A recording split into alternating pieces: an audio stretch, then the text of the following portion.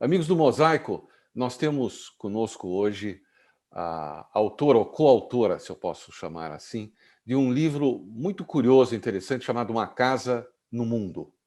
Eu não vou contar muito mais porque eu quero que a Daniela, que é uma das autoras dele, nos conte um pouco mais. Daniela, muito obrigado por arrumar um minutinho para conversar com o Mosaico. Eu vou direto para a minha primeira pergunta. O que levou vocês a escreverem o livro Uma Casa no Mundo?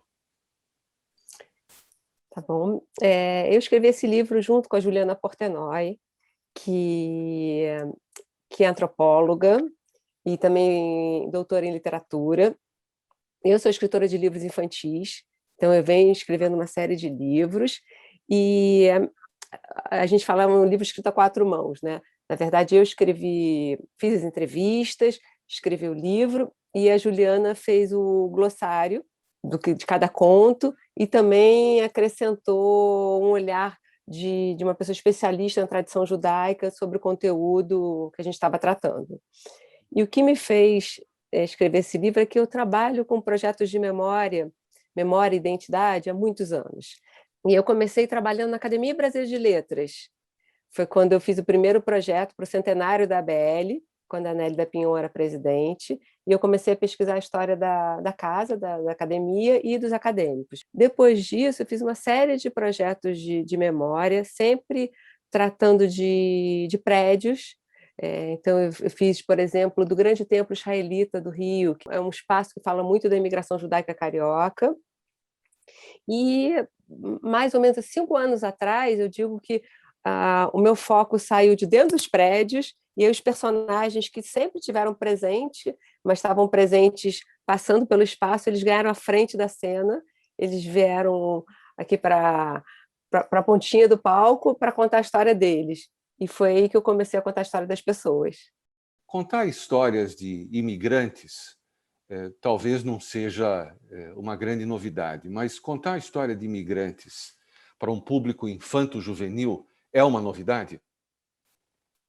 Eu acho que, ultimamente, com essa preocupação com a diversidade, algumas pessoas têm trabalhado com esse foco na literatura infanto-juvenil, sim. Eu não acho que o meu caso é o único, mas eu pensei muito em fazer um livro que fosse para todas as idades. Eu estou acostumada, como eu já disse antes, a escrever para crianças. Eu fiz um livro que se chama Bibliotecas do Mundo, que ganhou justamente o prêmio de melhor livro informativo do ano da Fundação do Livro Infanto-Juvenil. Mas dessa vez eu quis contar uma história que pudesse ser lida por toda a família, pelas crianças, mas também pelos pais, pelos avós, pelos tios. Então, acho que é um livro para ser lido por muita gente, não só um livro infantil. Sobre a imigração judaica no Brasil, Uhum.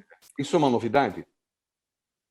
Eu não sou uma especialista no tema, mas do que eu conheço, sim.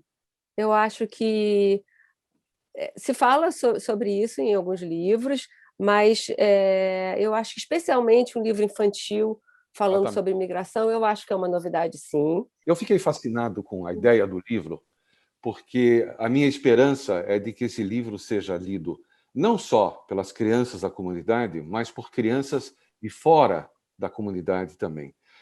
A verdade é que a nossa imigração começou, vou chutar, fim do século XIX, começo do século XX, e praticamente todos os atores desse drama não vivem mais. E gerações se passaram. Eu tenho certeza que a maior parte dos pais hoje já não tem muito ou não contam muito para os seus filhos. E seria importante resgatar e manter essa memória viva. Eu acho que esse livro acaba fazendo isso de uma maneira muito diferente. Eu acho que preservar a nossa história é muito importante. A gente, inclusive, abre o livro, eu vou ler só um trechinho curtinho, que a gente abre o livro fazendo uma citação da Torá, no prefácio, e que diz assim: lembre-se do passado, daquilo que aconteceu há muitos anos. Perguntem aos seus pais o que foi que aconteceu e peçam aos mais velhos que lhe conte o que se passou. É o que diz a Torá, livro coração da tradição judaica. Bom, você Então, veja, 5.000 anos depois, ou 5.700 anos depois, continua atual. continua atual. Então, contar a nossa história, saber quem nós somos, é muito importante para saber o que a gente sempre diz, para saber para onde vamos, né? Havia uma curiosidade sua, como judia, de conhecer a sua história? Você já conhecia a sua história, queria conhecer outras? Como é que essa... Quer dizer, além de nós falarmos de personagens que estavam dentro das casas e foram para a rua, eu tenho certeza que tem um pedaço pessoal aí nisso. Claro, tem inclusive uma das histórias, eu me dei a liberdade de botar uma das histórias, é da minha família, do Sim. meu bisavô, que veio de Odessa, que era pianista e maestro em Odessa, e que veio para o Rio de Janeiro para tocar piano em cinema mudo, depois virou comerciante. Então, uma das histórias é da minha família.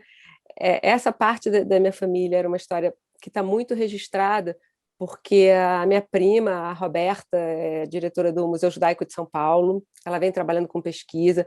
A minha tia, a Lena Bergstein, é uma artista plástica e ela tem uma série que chama Cartas de Odessa. Então, a minha bisavó escreveu um livro sobre a vida dela na colônia agrícola de Philipson, no sul. Então, acho que é uma família que está preocupada com essa manutenção, com essa guarda da nossa história. Então, essa minha história eu conhecia. Não é a mesma coisa com a família do meu pai, que eu estou tentando investigar agora, porque é uma história que a gente sabe pouquíssimo, que a minha bisavó veio de Jerusalém e a gente não sabe mais nada, tem que voltar, a gente está tentando resgatar esses vínculos, mas guardar a história das pessoas é fundamental. E o que aconteceu agora, para mim, eu tenho trabalhado muito, como eu te falei, com pesquisa de memória, vou ser coordenadora do Programa Educativo do Museu Judaico de São Paulo, que a gente começa agora em setembro.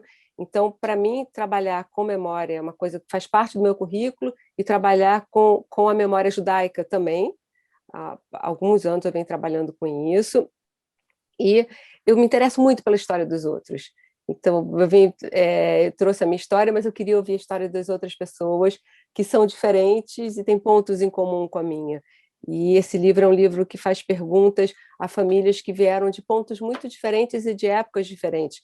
Então, famílias que vieram do norte da África, famílias que vieram da China, que vieram da Polônia, da Áustria. Então, a ideia era ter um olhar diverso para mostrar que sim, somos uma comunidade, mas dentro dessa comunidade existem muitas histórias e muitos olhares. Daniela, eu desejo sucesso na venda, na circulação desse livro.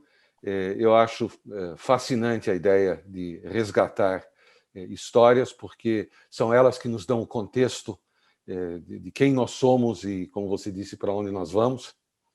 E quando você tiver outras novidades ou outras obras, nós gostaríamos de conversar de novo com você.